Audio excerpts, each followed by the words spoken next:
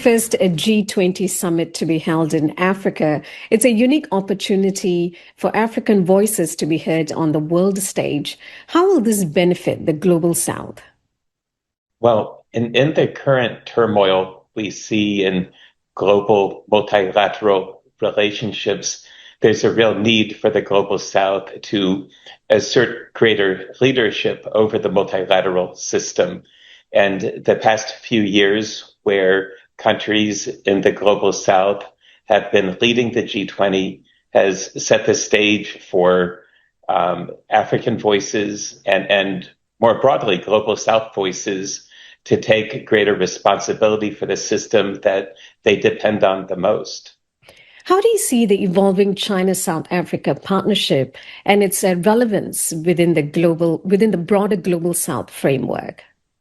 In the broader multilateral relationships that China is part of all across Africa, we have seen the role of China in this system growing and gaining greater solidarity with the developmental objectives of African nations and really leading the kinds of voices that will enable the global South to take greater leadership of the global development agenda.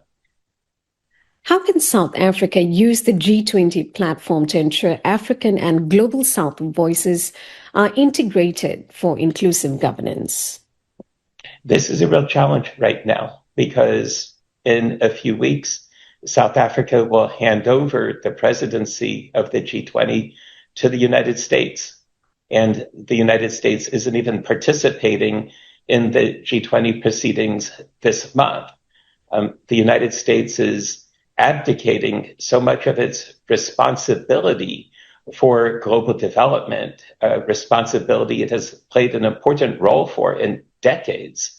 And so this is an opportunity not only for South Africa, but for all the countries in the G20 that value real partnership, that value multilateralism, to begin to reset the agenda in a way that can enable the G20 to be relevant in a year in which the presidency of the G20 really has very little appreciation for its vital role.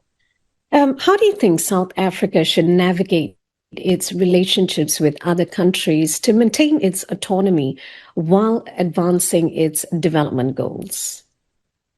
This has been a real challenge this year.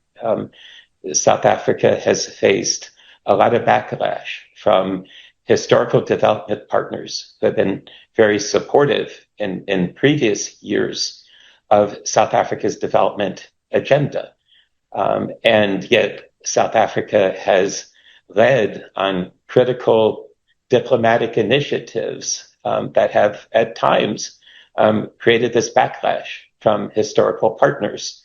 It's a sign of South Africa's courage to stand up for vulnerable and oppressed people all around the world, even in the face of these serious geopolitical repercussions. And this is a time for greater global South solidarity.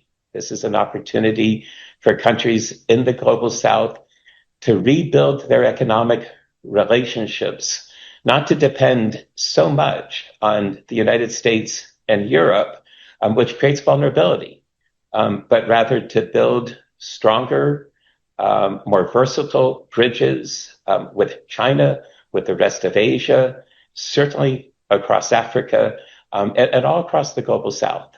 That kind of economic integration reinforces the effectiveness of a broader multilateral development agenda. And that's the wave of the future.